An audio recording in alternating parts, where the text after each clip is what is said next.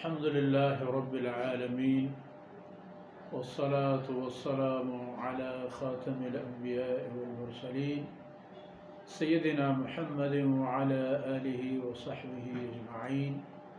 أعوذ بالله من الشيطان الرجيم. قتل أصحاب الأخدود النار ذات الوقود إذ هم عليها قعود وهم على ما يفعلون بالمؤمنين شهود.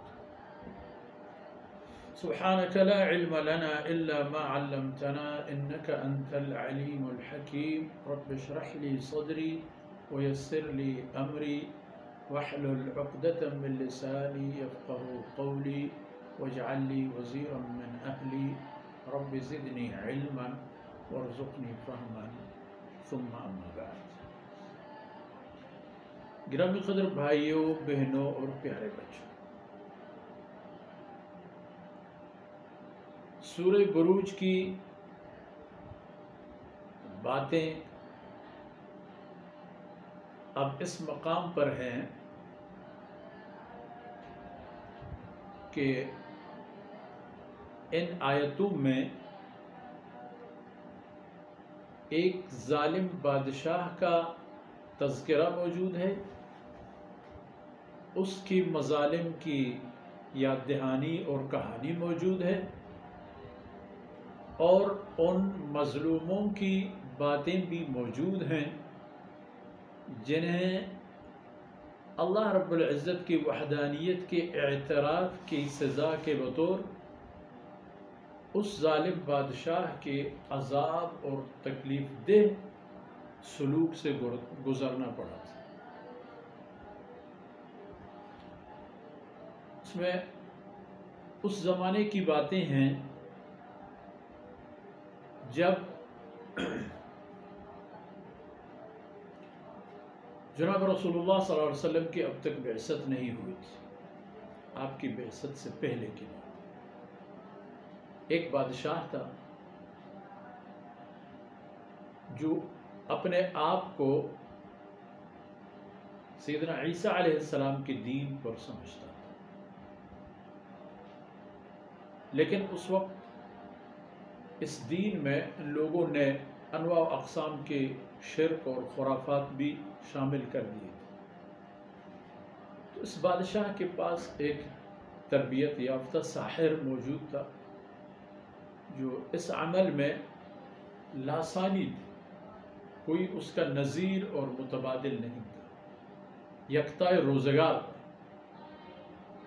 اب زمانے کے گزر کے ساتھ ساتھ یہ آدمی بوڑھا ہو گیا، کمزور ہو گیا، اور بادشاہ سے اس نے عرض کی کہ مجھ جیسا ایک لائق، فائق اور قابل جوان آدمی دے دو تاکہ میں اپنے یہ علم اس تک منتقل کروں، اور جب میں بہت ناکارہ اور ضعیف ہو جاؤں یا مر جاؤں تو یہ سلسلہ اس کے ہاتھوں محفوظ ہو جائے. تو تحقیق اور تجسس کے بعد ایک ہونہار قابل نوجوان کو اٹھا کے ساحر کی خدمت میں اور اس کی شاگردی میں دے دیا گیا. وہ قابل لڑکا ان سے سیکھتا رہا، لیکن رستے پر ایک عالم عابد جو سیدنا عیسیٰ علیہ السلام کی فرمودات کا ایک بہت بڑا عالم تھا، جید تھا، خدا پرست انسان تھا، تو رستے پر اس کا بھی ڈیرا تھا اور اس کے حلقہ درس بھی تھا. یہ نوجوان سحر سیکھنے کے لیے آتا اور پھر اس کے درس میں بھی شامل ہو جاتا، اور نتیجہ یہ ہوا کہ اس نے پھر یہ سلسلہ چھوڑ دی اور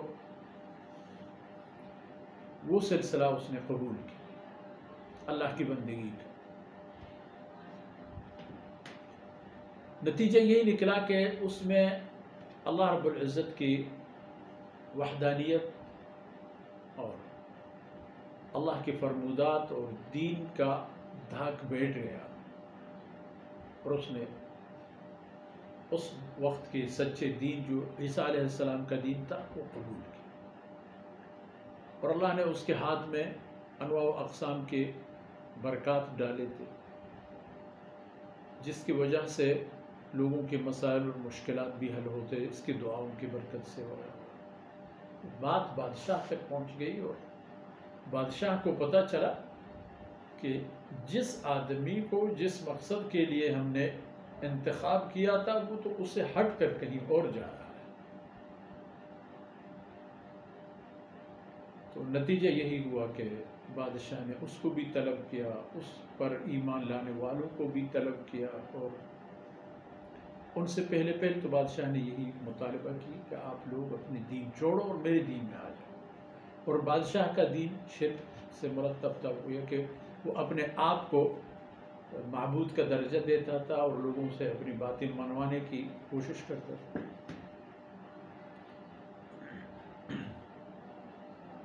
جب لوگوں نے انکار کیا اور اس نوجوان نے بھی انکار کیا تو اس نے اس نوجوان کو مارنے کے لیے ہر قسم کے جتن کی کوشش کی، لیکن ہر کوشش بے سود۔ ان لوگوں کو تو انہوں نے قتل کر دیا۔ ایک خندق کھودی انہوں نے، بہت بڑے خندق، اور اس خندق میں آگ جلائی، بہت بڑی آگ، دھکتی آگ اور انگاروں سے بھرے ہوئے خندق۔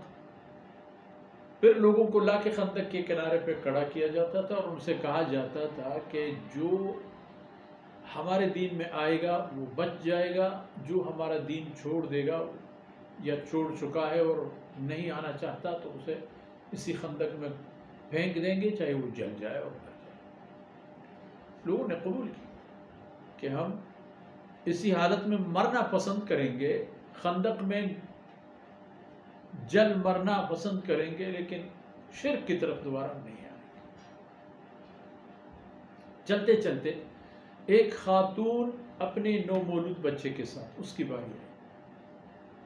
تو خاتون کو تو اللہ رب العزت کی ذات پر اور دین پر اور سیدنا عیسیٰ علیہ السلام کی تعلیمات پر یقین تھا، اور اس کی چاہت بھی یہی تھی کہ چاہے جو بھی ہو وہ دین نہیں چھوڑیں گی۔ لیکن مسئلہ یہ تھا کہ اس کے نومولود طفل، اس کا کیا ہوگا؟ اس کے لیے وہ ہچکچا رہی تھی کہ وہ آگ میں کود جائے یا یہ کہ قبول کرے بادشاہ کی بات۔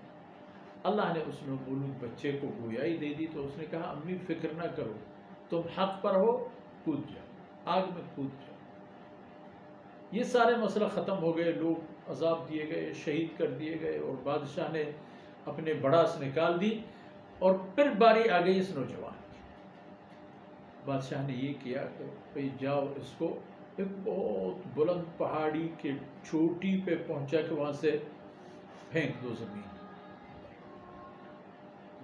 یہی کیا گیا، لیکن اللہ کی شان دیکھو کہ جو اسے پہاڑ کی چوٹی پہ لے کے پھینکنا چاہتے تھے وہ سب لڑکڑا کے گر پڑے اور مر گئے، اور یہ نوجوان صحیح سالم خرامان آیا بادشاہ کے پاس۔ بادشاہ کو حیرت اور غصہ دونوں ہوئے۔ پھر سمندر کی طرف بھیجا کہ جاؤ دریا میں باندھ کے غرق کر دو۔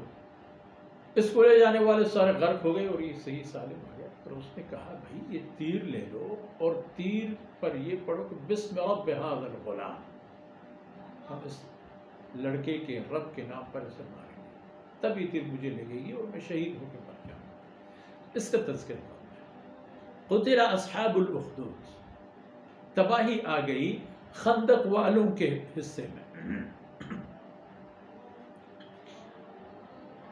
النار ذات الوقود، کہ انہوں نے ان خندقوں میں آگ جلائی تھی، بہت بڑی آگ، بہت بڑی آگ، تکتی آگ، انگاروں والے آگ۔ اور پھر کیا؟ اذ ہم علیہا قعود، اور یہ کافر اور اس کے کارندے خود آگ کے کنارے بیٹھ جاتے تھے تاکہ اپنی زیر نگرانی ان مسلمانوں کو جنہوں نے اللہ کی وحدانیت قبول کی ہے وہ ان کے سزا کو ایک ایک کر کے اپنے آنکھوں سے دیکھیں۔